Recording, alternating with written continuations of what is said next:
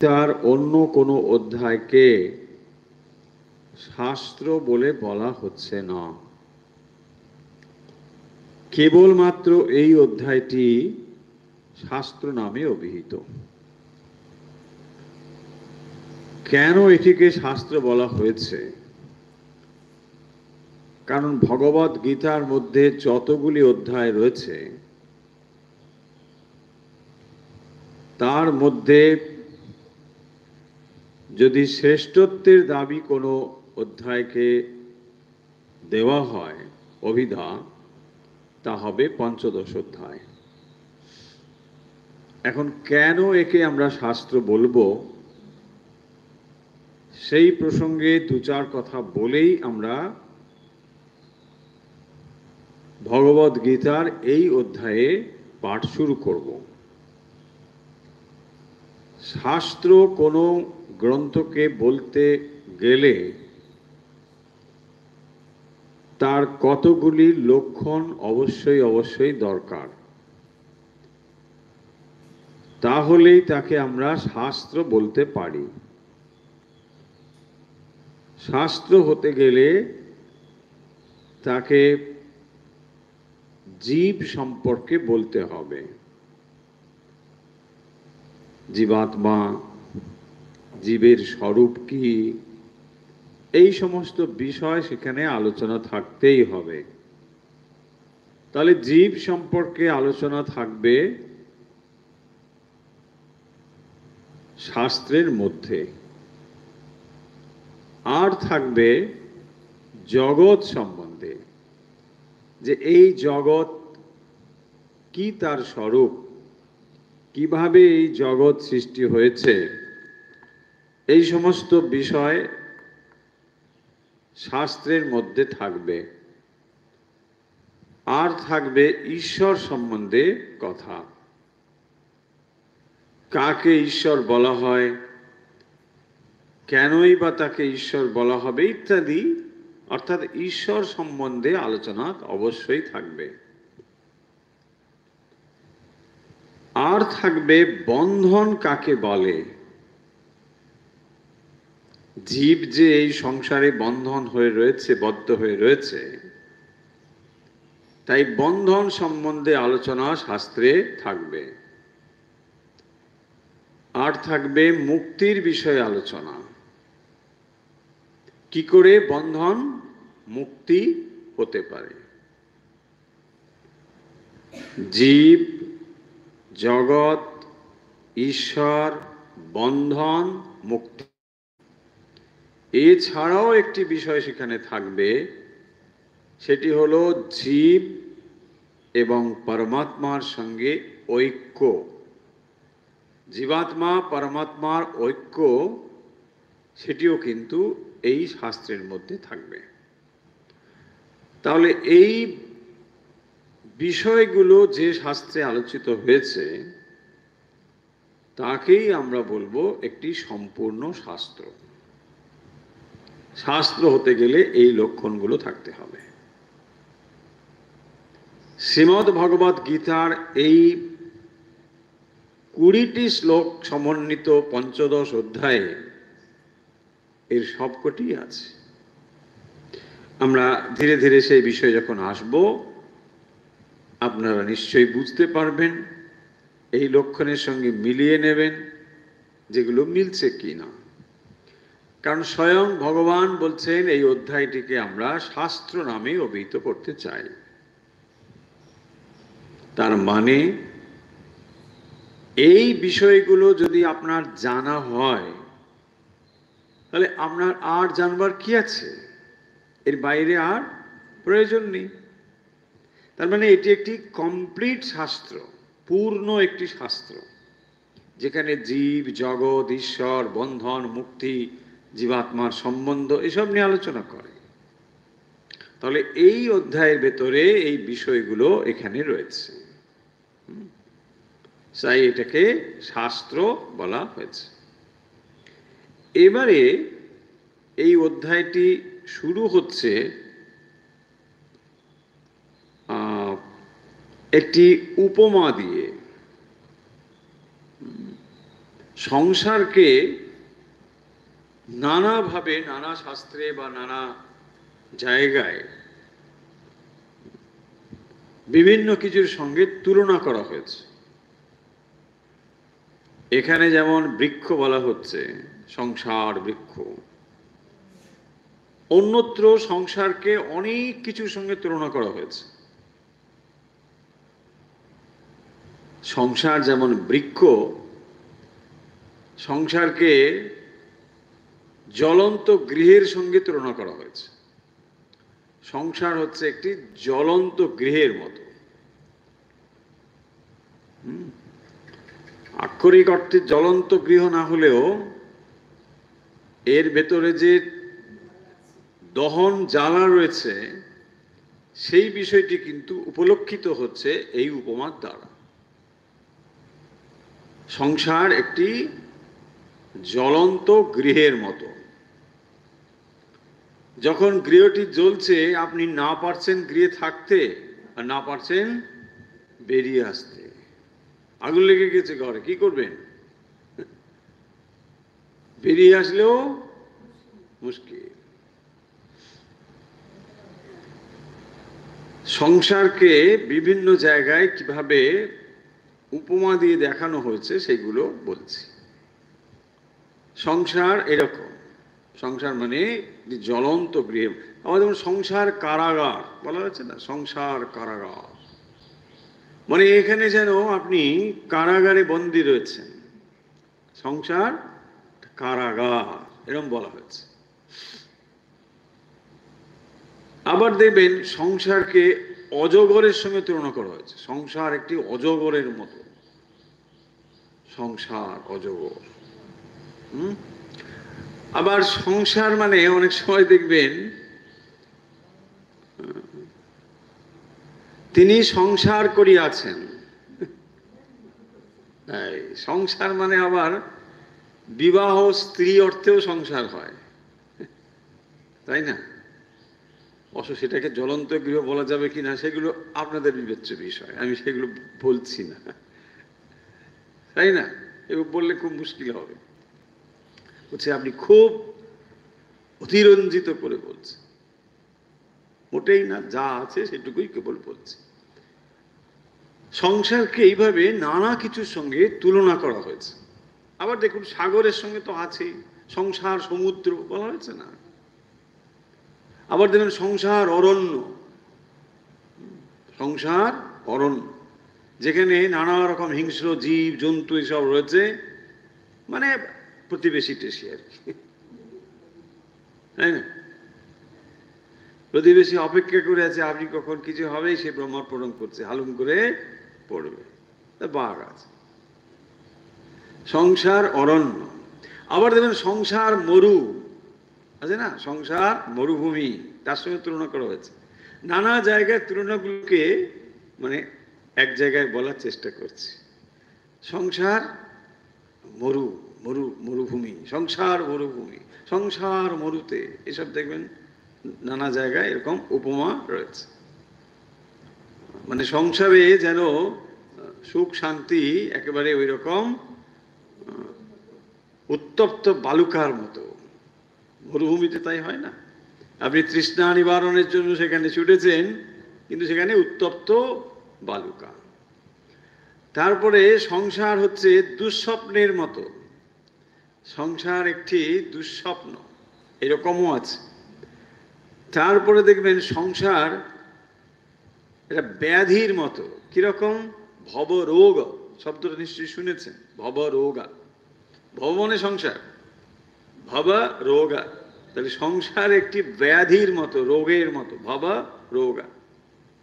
আবার কোথাও কোথাও সংসারকে কূপের সঙ্গে তুলনা করা হয়েছে। সংসার একটি কূপ,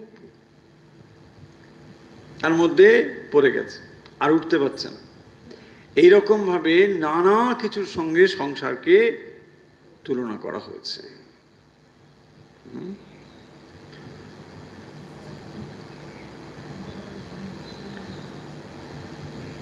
তো এই যে সংসারকে নানা কিছুর সঙ্গে উপমা, এখানে বিশেষ করে যে চ্যাপ্টারটি আমরা পড়তে যাচ্ছি এখানে সংসারকে একটি বৃক্ষের সঙ্গে তুলনা করা হয়েছে।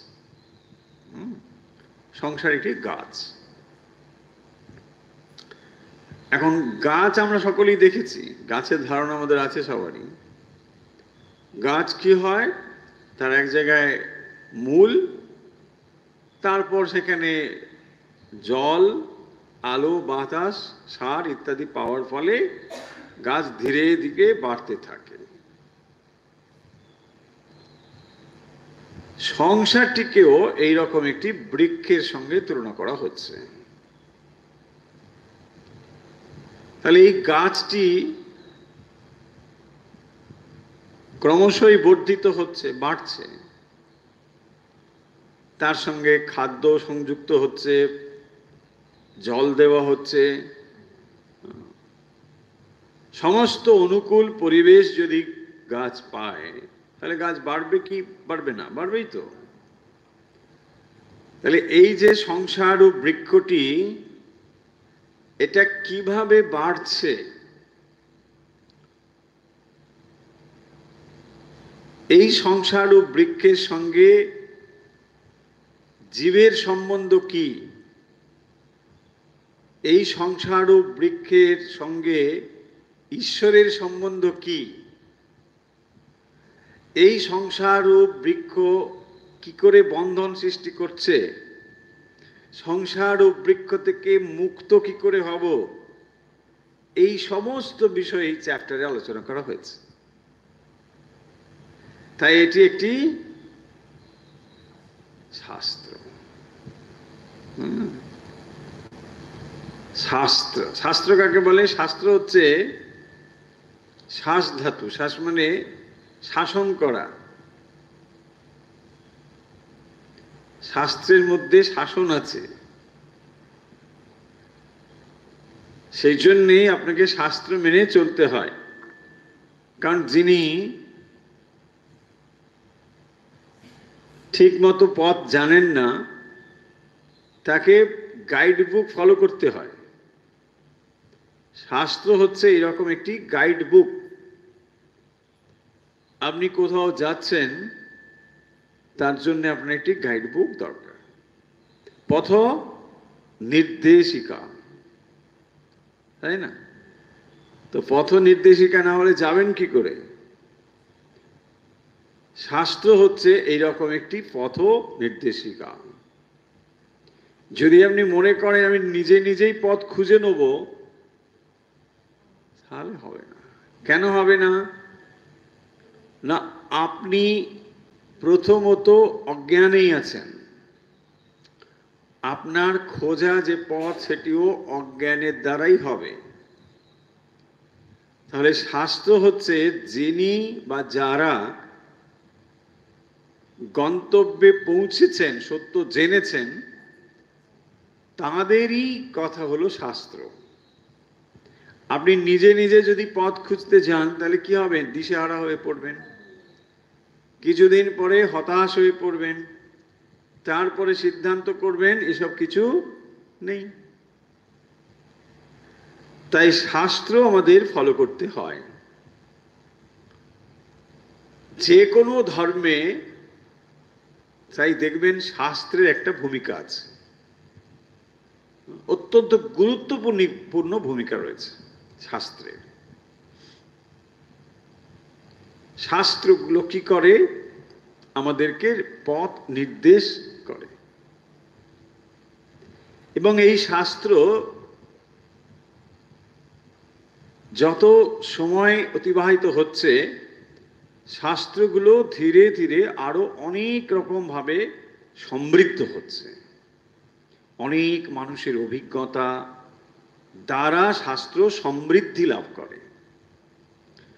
তাই হিন্দু সনাতন যে পন্থা, মার্গ, এখানে এটি হচ্ছে সব থেকে গুরুত্বের, যে এখানে শাস্ত্রকে কখনো সীমাবদ্ধ করে দেওয়া হয়নি। এরকম বলে দেওয়া হয়নি যে ইনি হচ্ছেন একমাত্র বা শেষ আমাদের অবতার বা আমাদের বিশেষ পুরুষ, এরকম কোথাও বলে দেওয়া হয়নি। কোনো কোনো ধর্মে এরকম আছে। তার মানে বুঝতেই পারছেন খুব স্পষ্টতই, যদি সেখানে কেউ একজন সত্য লাভ করে বলে আমি সেই সত্য লাভ করেছি, সঙ্গে সঙ্গে তার জীবন সংশয় হতে পারে।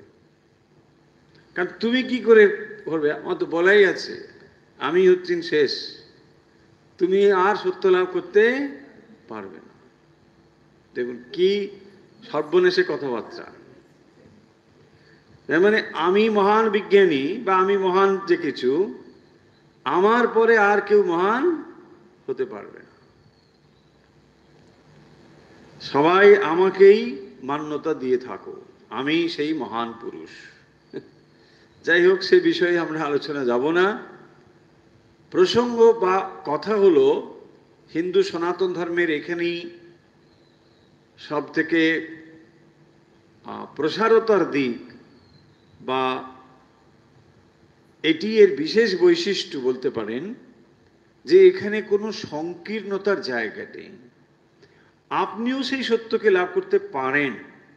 কোথাও বলা হয়নি যে এই সত্য একমাত্র এই মানুষ লাভ করেছে, আপনি পারবেন না, এ কথা বলা হয়নি। যদি আপনি চেষ্টা করেন নিশ্চয়ই তা পারবেন। আর আপনি যদি পারেন, আপনাকেই আমরা মহান পুরুষ বলে স্বীকার করতে কোনো অসুবিধে নেই, আমরা করব। এখানে অধ্যায়টি শুরু হচ্ছে শ্রী ভগবানও বাচতি। আমরা তাহলে এবারে অধ্যায়ে চলে আসি। আশা করি ইন্ট্রোডাকশন বুঝে গেছেন। শ্রী ভগবানু বাচে, শ্রী ভগবান বলছেন। কি বলছেন? ঊর্ধ্বমূলম মধশাখম আশথম প্রাহুরভয়ম ছন্দাংসি যস্য পর্ণানি যস্তং বেদ স বেদবিদ। আরেকবার শ্লোকটি পড়ি। ঊর্ধ্বমূলমধশাখম আশ্বত্থম প্রাহুরভয়ম ছন্দাংসি যস্য পর্ণানি যস্তং বেদ স বেদবিদ। এবারে শব্দের অর্থে আসব, তারপর আমরা আলোচনায় আসব। শ্রী ভগবানু বাচে মানে শ্রী ভগবান যুক্ত উ বাচে। ভগবান নয়ে হসন্ত রয়েছে, তারপরে উবাচ উ যুক্ত হলে দন্ত নয় উকার হয়েছে, শ্রী ভগবান উ বাচে। তার মানে ভাঙলে হবে শ্রী ভগবান উ বাচে। উবাচ মানে বললেন, শ্রী ভগবান বললেন। কি বললেন? এবারে দেখুন, ঊর্ধ্ব মূলম। ঊর্ধ্ব মূলম দুটো শব্দ যুক্ত হয়েছে, স্পষ্টই বুঝতে পারছেন। একটি হলো ঊর্ধ্ব, আরেকটি হলো মূলম। এই দুটো শব্দ একসঙ্গে হয়েছে ঊর্ধ্ব মূলম। তাহলে ঊর্ধ্ব মূলম মানে, মূলম মানে মূল, শিকড়। তাহলে মূলটা ঊর্ধ্ব দিকে, এটা হলো ঊর্ধ্ব মূলম। তাহলে যার মূল ঊর্ধ্ব দিকে তাকে বলা হবে ঊর্ধ্ব মূলম। এই হলো শব্দ। তাহলে ঊর্ধ্ব মূলম মানে যার মূল ঊর্ধ্ব দিকে। বেশ, তারপরে দেখুন অধশাখম। ঊর্ধ্ব, তারপরে অধ। অধ মানে নিচের দিকে। তাহলে অধশাখম, শাখম অধ, অর্থাৎ যার শাখা নিচের দিকে। আগে আমরা আক্ষরিক অর্থটা বুঝিনি, তারপর কি উপমা তার অর্থ চেষ্টা করব। তাহলে ঊর্ধ্ব মূলম অধ শাখম। একটা গাছ, আমাদের চিন্তার পেছনে পেছনে একটা গাছ যাচ্ছে। তো গাছ একটা হলে কি হয়, তার মূল থাকে, শাখা থাকে। এখানে বলছেন মূলটি হলো ঊর্ধ্ব মূলম। একটা গাছ যেন তার মূলটা ওপরের দিকে। ঊর্ধ্ব মূলম, শাখাগুলো যেন নিচের দিকে। দেখুন এরকম গাছ আপনি কোথাও দেখেননি, তার মূলটা ওপরের দিকে আর গাছাগুলো মানে পাতা শাখাগুলো নিচের দিকে, এ দেখেননি। এখানে যে গাছের উপমা দেওয়া হয়েছে এটা গাছ, কিন্তু এই গাছটি আমাদের যে প্রাকৃতিক গাছ এটা এরকম নয়। অনেক বইতে দেখবেন এটা গাছকে উল্টোনো করে ছবি ছাপা হয়েছে, এটাও ছেলে মানুষই টাইপের, ঠিক ম্যাচুরিটি নেই। ম্যাচুরিটি নেই মানে ঊর্ধ্ব মূল আমার গাছ এটাকে বলতে, আর এরকম গাছ কোথাও আপনি বাস্তবে দেখেছেন? তাহলে ওরকম উপর দিকে করে দেওয়ার মানে কি? মানেটা তা নয়। মূল মানে হচ্ছে সোর্স, যেখান থেকে তৈরি হয়, উৎপন্ন হয়, তাকেই বলা হয় মূল। মূল মানে সবসময় শেকড় হবে তা কেন? মূল মানে হচ্ছে যেখান থেকে উৎপন্ন হচ্ছে তাকে বলা হবে মূল। যাই হোক, সে কথাতে আসছি। তাহলে ঊর্ধ্ব মূলম অধ শাখম হলো, অধ শাখম ঊর্ধ্ব মূলম। এই এবারে পরের শব্দ দেখুন, পরের শব্দ হচ্ছে অশ্বত্থম। অশ্বত্থম, অশ্বত্থম। প্রাহুরব্যয়ম, প্রাহু অব্যয়ম, অব্যয়ম, অব্যয় মানে যেটা ব্যয় হয় না, অব্যয়। তাহলে অব্যয়ম প্রাহু, ঊর্ধ্ব মূলম অধ শাখম অশ্বত্থম প্রাহু অব্যয়ম। প্রাহু বিসর্গ রয়েছে, তারপরে অব্যয়ম, ওই জন্যটা র হয়েছে, প্রাহুর অব্যয়ম। র কি করে হয়েছে? প্রাহু বিসর্গ, তারপরে অ আছে, সেই জন্যে প্রাহুর অব্যয়ম। আচ্ছা বেশ, প্রথম লাইন পরিষ্কার হয়েছে। ঊর্ধ্ব মূলম অধ শাখম অশ্বত্থম প্রাহুর অব্যয়ম। অধ শাখম, অধদিকে নিচের দিকে শাখা, মূলটা ওপরের দিকে, আর অশ্বত্থম প্রাহু অব্যয়ম, এটাকে কি বলা হবে না? অশ্বত্থম। হ্যাঁ, অশ্বত্থ, অশ্বত্থ শব্দের অর্থ কি? হ্যাঁ, অশ্বত্থ, অশ্বত্থ মানে স্ব, তার সঙ্গে অস্ব। স্ব মানে কি?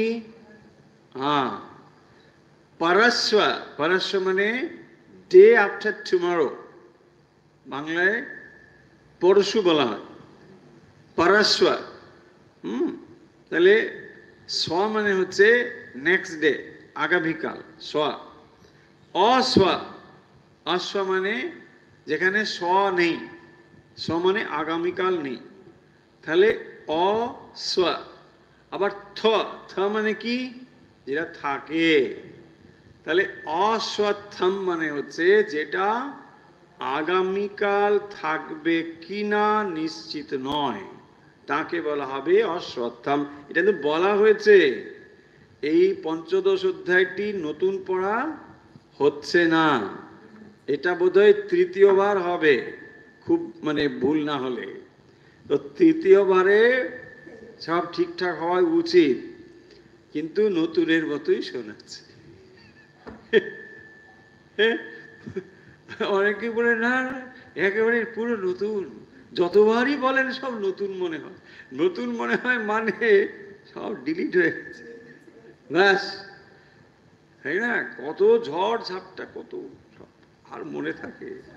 সেই সংসার, দক্ষিণ দিকের বাতাস, উত্তর দিকের বাতাস, কত রকম প্রবল বাতাস বইছে, ফলে সব মাথা থেকে ডিলিট। ঊর্ধ্ব মূলম অধ শাখম অশ্বত্থম প্রাহু অব্যয়ম। তাহলে দেখুন এখানে যেটি বলা হচ্ছে না, ঊর্ধ্ব মূলম শব্দগুলো শুনতে শুনতে একেবারে মানে মাথার মধ্যে ঢুকে যাবে। ঊর্ধ্ব মূলম, মূলটা ওপরে, ওপর মানে লিটারেলি একেবারে এরকম ভাবতে হবে তাও নয়, যেখান থেকে এটা এসেছে তাকে ওপর বলা হচ্ছে। আমরা সাধারণত কি বলি, ভগবান কোথায়, তিনি ওপরে আছেন। এখানে ওপর মানে নট লিটারেলি ওই দিকটা, এখানে ওপর কথার অর্থ হচ্ছে হায়ার স্টেট, মনের উচ্চ অবস্থাকে বলা হয় হায়ার স্টেট, সেইটাকে আমরা বোঝাচ্ছি ঊর্ধ্ব। সেই জন্যে অর্থাৎ ভগবান পরমেশ্বর থেকে যা সৃষ্টি হয়েছে সেটাই ঊর্ধ্ব, তাহলে ভগবান হচ্ছেন ঊর্ধ্ব, তাহলে সেখান থেকেই সব সৃষ্টি হয়েছে। ঊর্ধ্ব মূলম মানে এটাই। এখানে বৃক্ষ মানে যদি আপনি ফ্যামিলি ট্রি ভাবেন, সেখানে দেখবেন একজনের নাম, তারপরে একটা লম্বা লাইন, সেখান থেকে 1 2 3 4 এরকম, আবার ওখান থেকে আবার 2 1 এরকম করেছে। তার মানে ওখান থেকেই সব ডিরাইভ করেছে, এসেছে সব ওখান থেকে। তাহলে ওখানে একটা প্রথম ঊর্ধ্ব মূলম অধঃ শাখম, তার মানে বিস্তৃতিটা নিচের দিকে, তাই না? এবার পরিষ্কার বোঝা যাচ্ছে না? তবে গাছকে উল্টানোর দরকার নেই, হ্যাঁ গাছ কষ্ট পাবে, বুঝি কি রে এরা সব আমাকে উল্টে দিয়েছে, রস পাবো কি করে, জল দেবে কি ওইখানে, কি সব খান, হ্যাঁ গাছের ছবিকে উল্টে দিয়েছে, দিয়ে ওইখানে জল। ঊর্ধ্ব মূলম অধ শাখম অশ্বত্থম প্রাহু অব্যয়ম, তাহলে অব্যয়ম অশ্বত্থম, যেটা আগামীকাল পর্যন্ত যার অস্তিত্ব নেই, এই রকম অব্যয়ম মানে যেটি অব্যয়, যার ব্যয় নেই, অব্যয়। তারপরে মানে অবিনাশী, সোজা কথা। প্রাহু মানে বলেন, এটা বলা হয় প্রাহু হয়েছে প্রথম লাইন। চলুন দ্বিতীয় লাইন।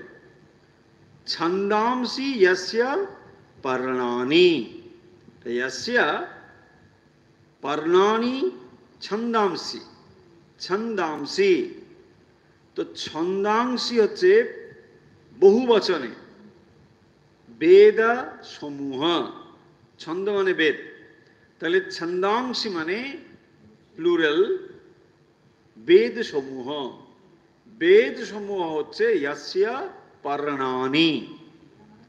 পর্ণ, পর্ণ মানে তাহলে পাতা, গাছের পাতা কি করে, গাছের পাতা হলো তার রান্নাঘর, তাই না? ওখানে রান্না বান্না হয়, তারপরে গাছ সেগুলো খেতে পারে, গাছের বৃদ্ধি হয়। তাহলে এই যে গাছটি, তার পাতা হলো কে, ছন্দাংসি, বেদ সমূহ। বেদ সমূহ কি আছে, জ্ঞান, তাহলে সেই জ্ঞান হচ্ছে গাছের পাতার মতো। ছন্দাংসি যস্য পর্ণানি ইয়স্তং বেদ স বেদবিৎ, পরে শব্দ দেখুন, ইয়স্তম বেদ, ইয়স্তম বেদ, তৎ মানে তাকে, ইয়া যিনি, বেদ মানে যিনি জানেন, ইয়া তৎ বেদ যিনি জানেন, স বেদবিৎ বেদবেত্তা, তিনি অর্থাৎ যিনি এটাকে জানেন। যে অশ্বত্থের পত্র হচ্ছে কিরকম না বেদ, সেইগুলো এই অশ্বত্থকে যিনি জানেন তিনি হচ্ছেন বেদবিৎ, বেদজ্ঞ। বেদবিদ মানে বেদজ্ঞ, বেদকে যিনি জানেন। তাহলে এই যে বৃক্ষ, অশ্বত্থ নামক যে বৃক্ষ, এইটিকে যিনি জানেন, কি জানেন, কথাগুলো আসবে পরে, যে এই গাছটি আসলে কি, কিভাবে এটি রয়েছে, এই সমস্ত বিষয়কে যিনি জানেন, তিনি এটাকে যথার্থ রূপে জানেন। মানুষ যখন এই জগৎকে দেখছে, তখন জগৎকেই সত্য বলে মনে করে, তাই না? সাধারণ মানুষের কাছে জগৎ সত্য, সেখানে ঈশ্বরের কোনো অস্তিত্ব নেই, জগৎ সত্য। তারপরে যখন সে ম্যাচিওর হয়, তখন বুঝতে পারে যে এ জগৎ ঈশ্বর ছাড়া সম্ভব নয়। তখন ঈশ্বর এবং জগৎ এ দুটোতে তার মন যায়।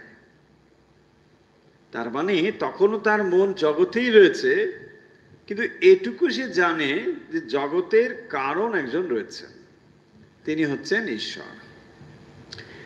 এরপরে যখন আরো সে ম্যাচিওর হয়, তখন সে বুঝতে পারে যে এই জগতের অস্তিত্ব ঈশ্বরের উপর নির্ভরশীল, এর আলাদা কোনো অস্তিত্ব নেই। ঈশ্বর এর অস্তিত্বের কারণ। আরো যখন ম্যাচিওর হয়, তখন সে বুঝতে পারে জগৎ বলে কিছু নেই, একমাত্র ঈশ্বরই আছেন। ধীরে ধীরে মানুষের এইভাবে তার বুদ্ধির বিকাশ ঘটে। এটাই হচ্ছে জীবন।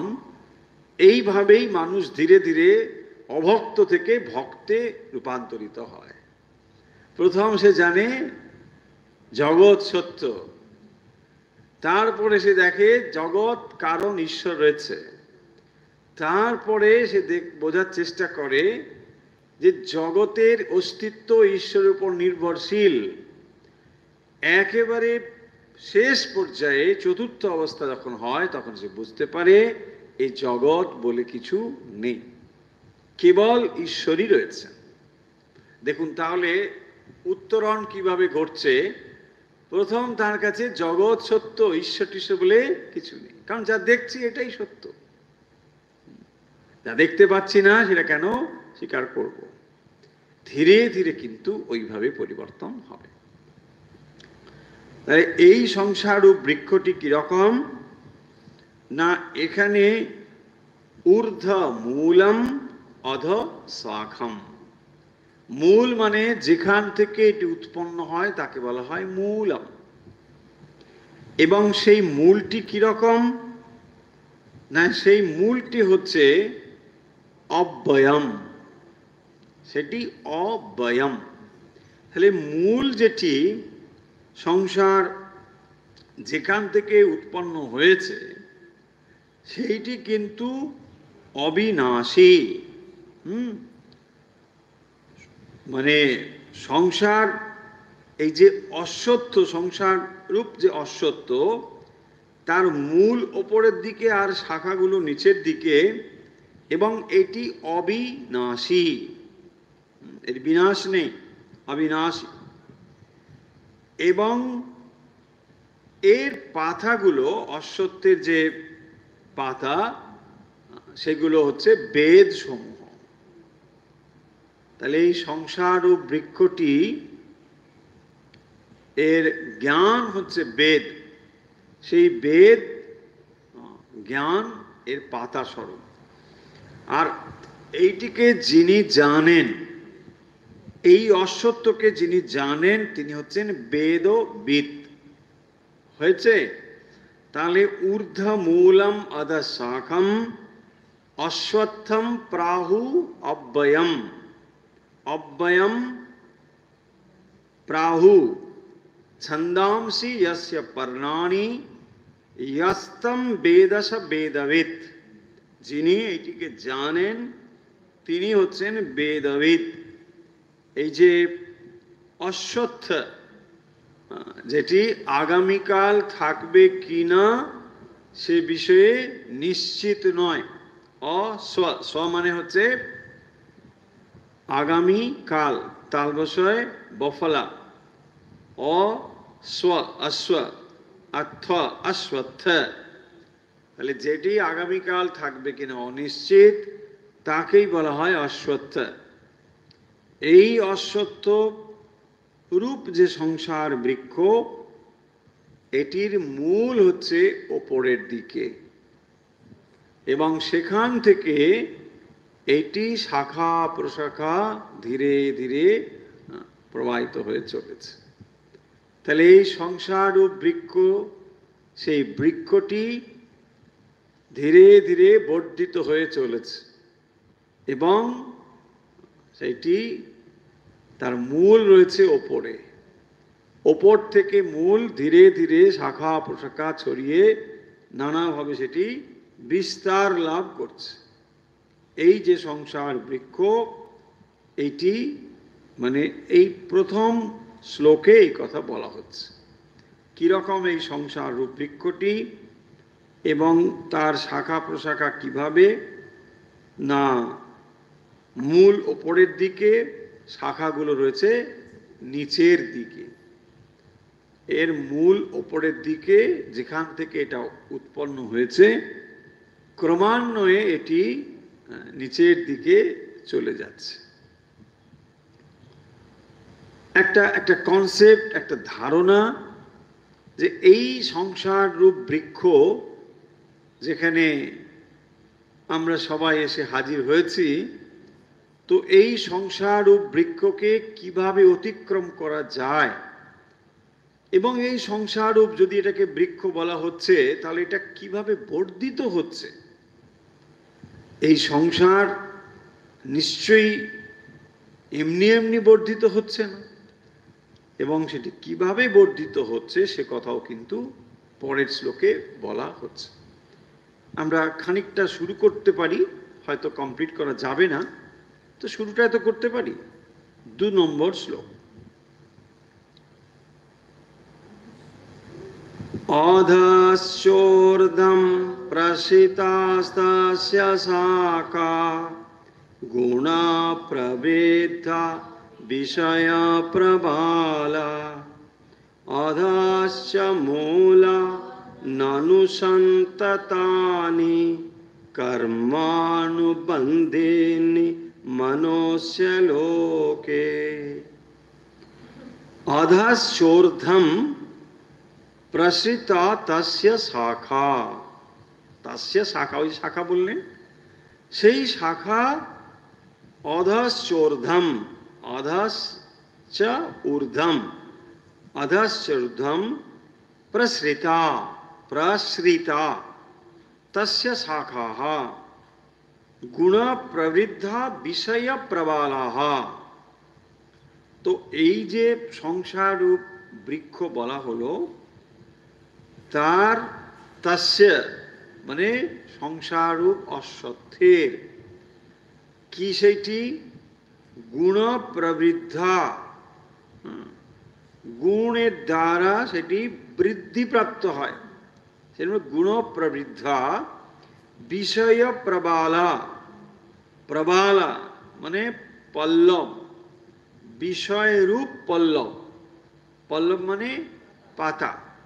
তো বিষয় প্রবালা কিরকম, এই অশ্বত্থটি গুণ প্রবৃদ্ধা বিষয় প্রবালা শাখা অধ ঊর্ধ্বং চ, অধশ্চ ঊর্ধ্বং, অধ ঊর্ধ্বং চ প্রসৃতা, বিস্তৃত রয়েছে। তাহলে এই সংসার রূপ বৃক্ষের শাখাগুলি 3টি গুণের দ্বারা বৃদ্ধিপ্রাপ্ত হয়। সেই জন্য বলছেন যে প্রসৃতা তস্য শাখা গুণ প্রবৃদ্ধা, এই সংসার রূপ বৃক্ষের যে শাখা সেইগুলি গুণ সমূহের দ্বারা বৃদ্ধিপ্রাপ্ত হচ্ছে। গাছে কি হয়, জল দিলে পাতা শাখা বাড়তে থাকে। এখানে তাহলে এই যে সংসাররূপ বৃক্ষটি, এখানেও তো তাহলে নিশ্চয়ই জল বা উপযুক্ত কিছু তো কেউ না কেউ দিচ্ছে। সেইটা কি, সেইটি বলছেন গুণ, অর্থাৎ প্রকৃতির যে গুণ, এই 3 গুণই এটাকে বাড়িয়ে নিয়ে যায়। সেই জন্য বলছেন গুণ প্রবৃদ্ধা, তো গুণ এটাকে বাড়িয়ে নিয়ে যায়। আর কি বিষয় প্রবালাহ, বিষয়রূপ পল্লব বিশিষ্ট বিষয় প্রবালা, বিষয়গুলো হচ্ছে পাতার মতো, আর গুণ এগুলোকে বাড়িয়ে নিয়ে যায়। শাখা, শাখা সমূহ অধ ঊর্ধ্বম প্রসৃতা, তারপরে দেখুন অধস্য মনুষ্য লোকে, এই যে অধস্য মূলান অনুসন্ততানি কর্মানুবন্ধিনী মনুষ্য লোকে, এবং এই শাখাগুলো ঊর্ধ্ব অধোদিকে না ভাবে ছড়িয়ে পড়েছে। আর সংসার রূপ বৃক্ষের যে মূল ধর্ম অধর্মরূপ কর্মের কারণ মনুষ্য লোকে অধোভাবে বিস্তৃত রয়েছে। তো এই কথাগুলো আসবে, আমরা আজকে এই আলোচনাটা ধরছি না, কারণ এটি সময় লাগবে, অনেকগুলো কথা রয়েছে। বরং 1 নম্বর শ্লোকটিকে আর একবার একটু আলোচনা করে নিই, যা আলোচনা হয়েছে, কারণ ওই আলোচনা গেলে পরে অনেকটা সময় লাগবে, দরকার নেই। 1 নম্বরেই ফিরে আসি।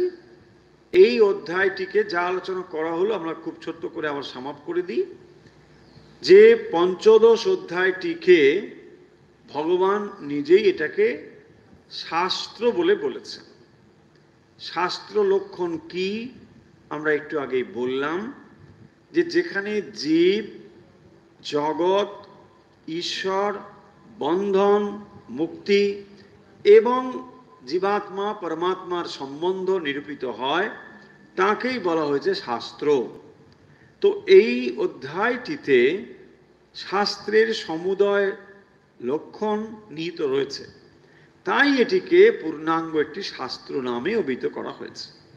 ইনফ্যাক্ট ভগবদ গীতার অন্য কোনো অধ্যায়কে শাস্ত্র বলে বলা হয়নি, কেবল পঞ্চদশ অধ্যায়টিকে শাস্ত্র বলা হয়েছে। এবং সেই জন্য এই অধ্যায়টি খুবই গুরুত্বপূর্ণ। সাধু সমাজে, বিশেষ করে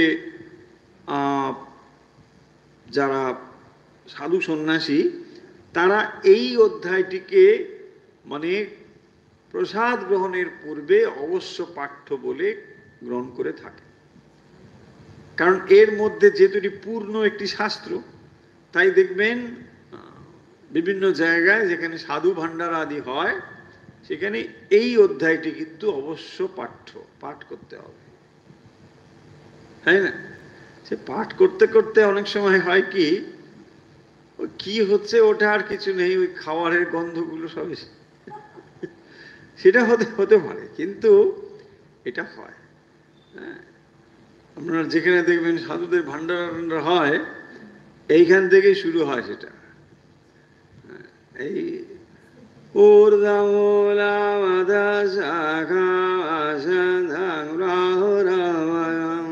আরম্ভ হয়ে গেল, এবারে এই ডাল রাম, ভাত রাম, অমুক রাম, তমুক রাম,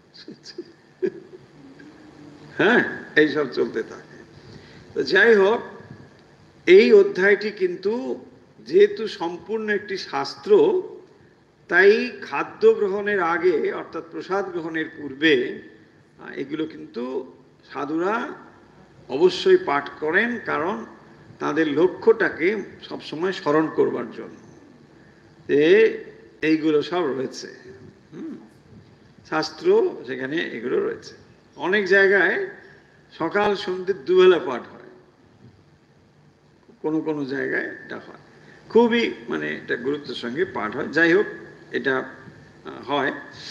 এখন এর মধ্যে যে আইডিয়াগুলো রয়েছে, সেই আইডিয়াটা হচ্ছে এখানে এটাকে একটা বৃক্ষের সঙ্গে তুলনা করা হয়েছে। এবং এই সংসার রূপ বৃক্ষটি কীরকম, প্রথম শ্লোকে বলছেন যে এর মূলটি ওপরে রয়েছে।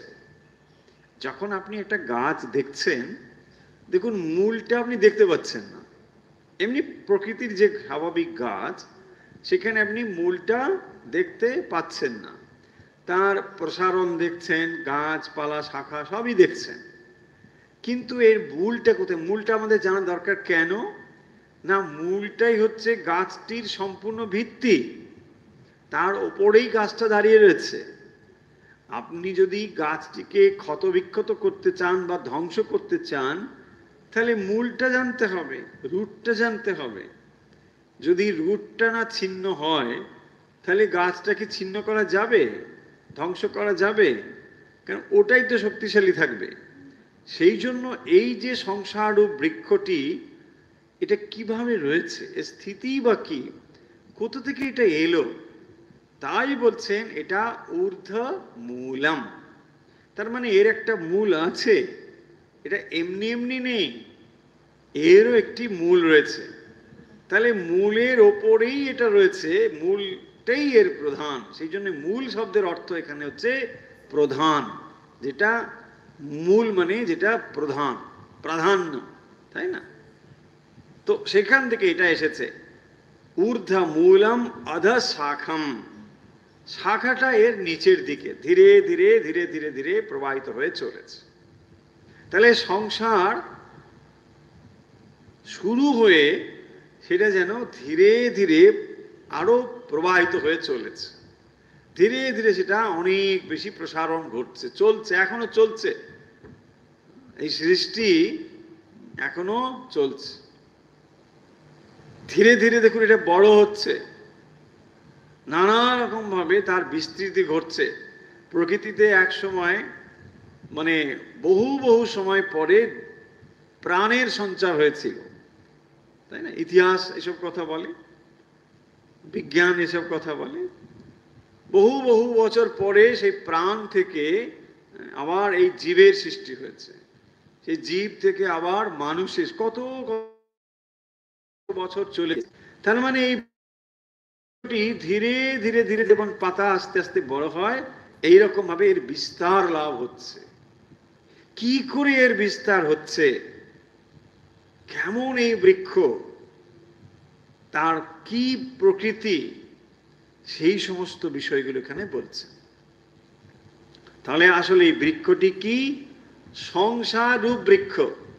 যেই সংসার রূপ বৃক্ষটিকে নানা রকম ভাবে অন্য কোনো বিষয় দিয়ে তুলনা করা হয়েছে, তার দুঃখ, তার যন্ত্রণা, সংসার বন্ধন, এই সমস্ত জিনিসগুলোকে সামনে রেখে এখানে বলা হচ্ছে সংসার একটি বৃক্ষের মতো, এবং সেই বৃক্ষ থেকে কিভাবে আমরা একে ছেদন করতে পারি। বৃক্ষটিকে যদি আমি চেষ্টা করি ছেদন করতে পারবো, কি করে পারবো? যদি বৃক্ষের নেচারটা আমি জানি, বৃক্ষ কেমন, তার কি প্রকৃতি, কিসের দ্বারা সে দাঁড়িয়ে রয়েছে ইত্যাদি, তার যে অবস্থা, এটা সম্বন্ধে যদি আমি অবহিত হই, তাহলে বৃক্ষটিকে আমি ছিন্ন করতে পারবো। সেই জন্য বলছেন এটি হচ্ছে অশ্বত্থম, এমন বৃক্ষ এটি থাকবে কিনা নিশ্চিত নয়। অব্যয়ম প্রাহু, এটা অব্যয়ম মানে অবিনাশী। ছন্দাংসি যস্য পর্ণানি, ছন্দাংসি যস্য পর্ণানি যস্তং বেদস বেদবিদ। তাহলে ছন্দাংসি, তাহলে পর্ণানি কি? ছন্দাংসি, বেদ সমূহ হচ্ছে এর পর্ণ সকল পাতা।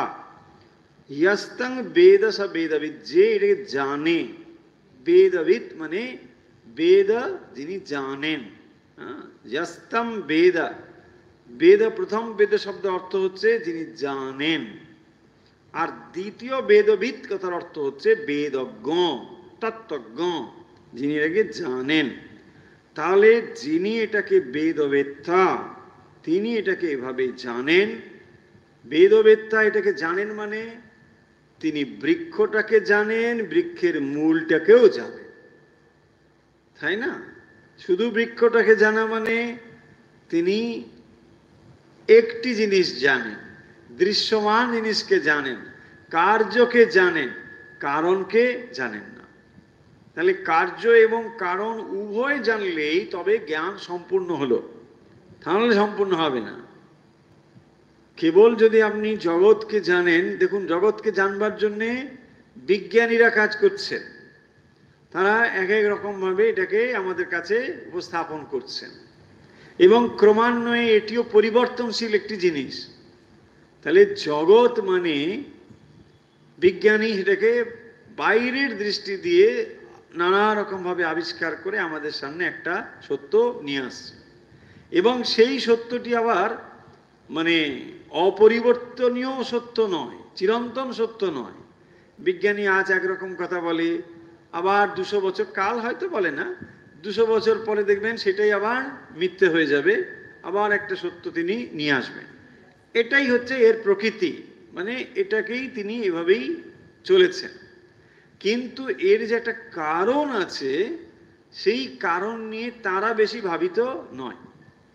এই কারণ নিয়ে যারা চিন্তা করছেন তারা এই বহির্বিজ্ঞানের পারে যে পরমাত্ম বিজ্ঞান রয়েছে, আধ্যাত্ম বিজ্ঞান রয়েছে, এই আধ্যাত্ম বিজ্ঞানীরাই এই তত্ত্বটি জানেন।